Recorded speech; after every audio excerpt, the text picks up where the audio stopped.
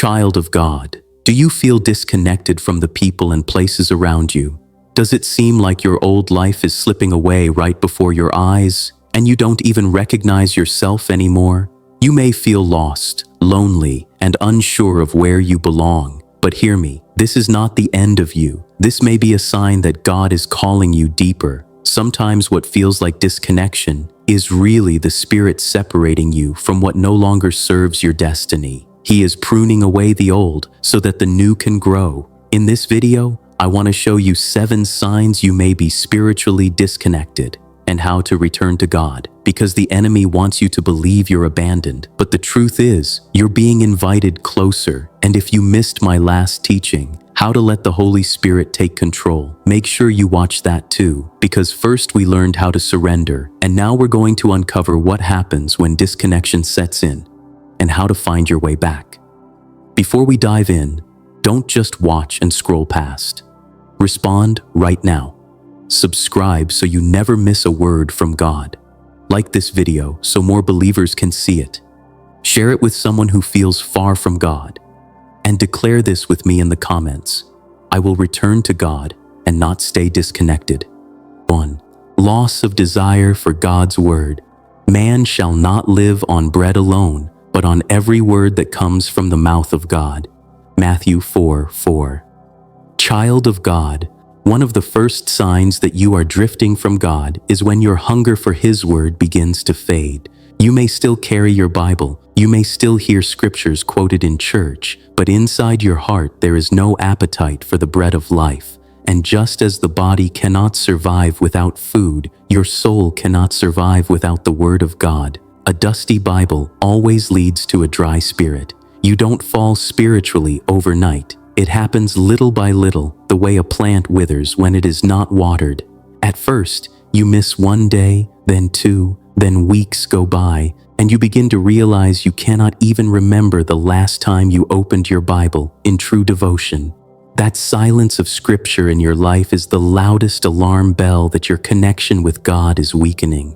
The enemy knows this too well. He doesn't always try to stop you with obvious sin. Sometimes, all he needs to do is keep you busy, distracted, or comfortable enough that you no longer feel the need to open God's Word. And when that happens, your spirit starves, your discernment dulls, and your intimacy with God begins to dry up. But hear me, the Word of God is not just information, it is transformation. It is living and active. Hebrews 4:12. Every time you open it, God Himself speaks. Every time you meditate on it, the Spirit plants seeds of faith, hope, and strength into your soul. If you lose your desire for the Word, you are losing your very lifeline to God. Child of God, if you find yourself in this place today, don't condemn yourself. Correct yourself. Ask the Holy Spirit to reignite your hunger. Start small, even if it's 1 verse a day. Pray before you read.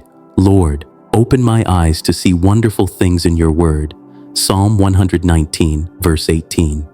Because the moment you return to the word, your spiritual fire will begin to burn again. Declare this right now in the comments and out loud. Lord, I will not neglect your word. Feed my spirit daily. 2. Prayer becomes a burden instead of a lifeline. Pray without ceasing. 1 Thessalonians 5:17. Child of God, prayer is meant to be the breath of your spirit, as natural as breathing air. But one of the clearest signs of spiritual disconnection is when prayer shifts from being a lifeline to feeling like a heavy burden. You know this moment, when prayer feels dry, when your words stumble, when your heart is heavy, and you find yourself thinking, do I really have to pray right now? Instead of running into God's presence with joy, you drag your feet like you're carrying a weight. That's not how prayer was designed. The enemy knows the power of prayer, so his strategy is simple. Make prayer feel boring, empty, or unnecessary. If he can convince you that prayer is just a ritual instead of a lifeline, he's already cutting off your power supply. Think of a phone without charging. It may look fine on the outside for a while, but inside the battery is dying. That's what happens when prayer is neglected. Slowly, your spirit runs dry, your discernment weakens, and your heart feels far from God. But here's the truth. God doesn't just want your words, He wants your heart. Prayer is not about perfect sentences. It's about pouring out your soul. It's about saying, "Father, here I am, weak, tired, distracted, but still yours." That kind of honesty touches heaven. Even Jesus in his darkest hour prayed not with polished words, but with raw honesty. "Father, if it is possible, let this cup pass from me, yet not as I will, but as you will." Matthew 26:39. Prayer is not meant to be a burden. It's meant to be the place where your burdens are lifted. If prayer feels heavy for you right now, don't run from God. Run to Him. Start small. Whisper His name. Open your Bible and pray one verse. Invite the Holy Spirit to breathe life back into your prayers and declare this with me. "Lord, restore my joy in prayer. Make it my lifeline again." 3. No conviction over sin, and do not grieve the Holy Spirit of God, with whom you were sealed for the day of redemption. Ephesians 4:30. Child of God, one of the clearest signs of spiritual disconnection is when sin no longer bothers you. In the beginning, when your heart is tender before God, even the smallest compromise grieves you. A sharp word, a prideful thought, or a hidden temptation makes you run back to the Father for forgiveness. That's the work of the Holy Spirit, pricking your conscience, pulling you back to holiness. But when the heart grows cold, sin begins to lose its sting. You brush it off. You justify it. You say, "It's not that bad. God understands." That's the dangerous path where disconnection takes root, because what once broke your heart now feels normal, and what once broke God's heart now feels acceptable. The enemy doesn't need to convince you to abandon your faith in one day. All he needs to do is numb your heart little by little until wrong feels right and conviction disappears. That's why Paul warns us not to grieve the Spirit. When conviction fades, it's not a sign of freedom, it's a sign of bondage. But here's the good news. If you are listening to this right now and you feel even the smallest tug in your spirit, that means your heart is not beyond reach. The Spirit is still speaking, still calling, still drawing you back. What you need is not shame, but repentance. Repentance restores conviction. Repentance softens the heart again. Child of God, don't silence the Spirit's voice. Don't bury the conviction under excuses. Yield, repent, return. Because conviction is not punishment. It's proof that God still loves you enough to correct you. Declare this boldly. Lord, keep my heart tender before you. 4. Isolation from fellowship. Let us not give up meeting together, as some are in the habit of doing, but encouraging one another, and all the more as you see the day approaching. Hebrews 10:25. Child of God, one of the clearest signs of spiritual disconnection is when you begin to withdraw from fellowship. At first, it might look like skipping church once or twice, avoiding Bible study, or ignoring calls from believing friends. But over time, this habit grows into isolation, and isolation is the enemy's trap. When you cut yourself off from fellowship, your fire begins to die. Think of a coal taken out of the fire. At first, it still glows, but before long, the heat fades and it turns cold. That's what happens to believers who disconnect from community. Alone, they become more vulnerable to doubt, temptation, and discouragement. The truth is, God never designed you to walk this journey alone. From the very beginning, He said, "It is not good for man to be alone." The early church thrived in unity. They prayed together, broke bread together, shared everything they had, and the Spirit moved mightily among them. Acts 2:42-47. Fellowship is not a suggestion, it is survival. Child of God, when you start thinking, "I don't need church, I can do this on my own," that's not the Spirit speaking, that's pride and deception. The body of Christ is a family, and you are a vital part of it. When you pull away, you starve your spirit of encouragement, accountability, and the sharpening that comes only through community. Declare this with me right now. I will stay planted in fellowship where my fire can keep burning. 5. love for the world increases. Do not love the world or anything in the world. If anyone loves the world, love for the Father is not in them. 1 John 2:15. Child of God, another dangerous sign of spiritual disconnection is when your love for the world begins to grow stronger than your love for God. At first, it might look harmless, a little compromise here, a little indulgence there, but slowly, the things of this world begin to excite you more than the presence of God. This is how the enemy works. He dangles pleasures, success, and distractions in front of you until your heart begins to crave them more than prayer, worship, or the word. And while none of these things are bad in themselves, when they take the throne of your heart, they become idols. Jesus warned us plainly, you cannot serve both God and money. Matthew 6:24.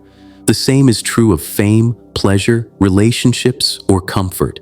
When the world has your heart, God no longer does. Think about Demas, a man who once served alongside Paul in ministry. In 2 Timothy 4:10, Paul wrote with sorrow, Demas, because he loved this world, has deserted me and gone to Thessalonica. What a tragedy. Someone who once burned with passion for Christ abandoned it all for the fleeting pleasures of the world. Child of God, the truth is this: the world promises happiness, but it cannot satisfy. The more you chase it, the emptier you feel. But when you chase God, even the smallest blessing fills your heart with joy and peace that the world cannot give. Don't let love for the world creep into your heart and quench your love for God. Choose today to set your mind on things above, not on earthly things. Colossians 3:2. Because the fire of the Spirit cannot burn in a heart filled with idols. Declare this boldly. Lord, my love belongs to you alone, not the world. 6. Loss of spiritual discernment. Woe to those who call evil good and good evil, who put darkness for light and light for darkness, who put bitter for sweet and sweet for bitter. Isaiah 5:20. Child of God, another sign of spiritual disconnection is when your discernment begins to fade. The closer you are to God, the sharper your spiritual senses become. You can feel when something is off. You can see the enemy's traps. You can recognize God's voice in the middle of confusion. But when disconnection sets in, that sharpness dulls. What once looked dangerous begins to look harmless. What once convicted you begins to feel normal. And before long, you can no longer clearly tell the difference between God's voice and the noise of the world. This is how the enemy deceives believers. He doesn't always show up in obvious sin. He disguises himself as an angel of light. 2 Corinthians 11:14. If your discernment is weak, you may mistake bondage for freedom, temptation for opportunity, or distraction for blessing. Child of God, spiritual discernment is not optional. It is your radar, your compass, your protection. Without it, you walk blind in a world filled with traps. But with it, you can navigate life with wisdom, recognizing what is from God and what is from the enemy. How do you keep discernment alive?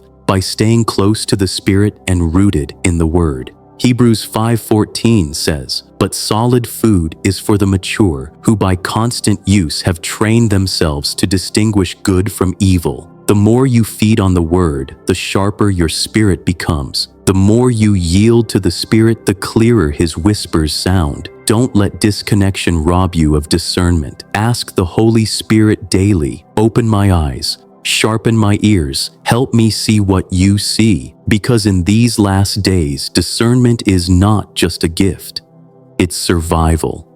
Declare this with me. Lord, keep my eyes open and my discernment sharp. 7. Emptiness, even in success. What good is it for someone to gain the whole world, yet forfeit their soul?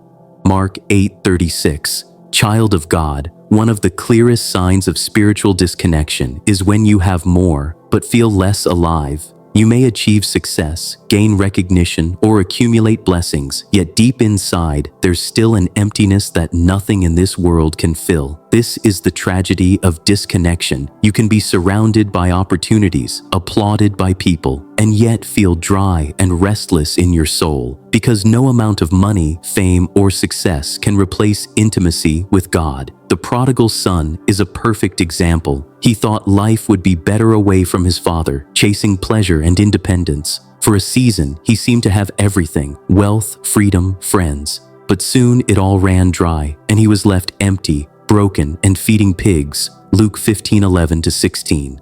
Only when he returned to his father did he find restoration, peace, and true fulfillment.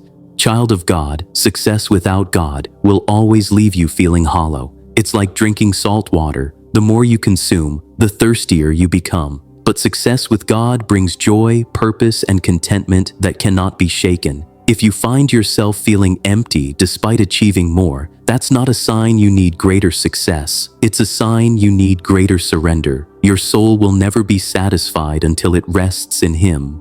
As Augustine once said, "You have made us for yourself, O Lord, and our hearts are restless until they rest in you." Declare this boldly: Lord, you are my fulfillment.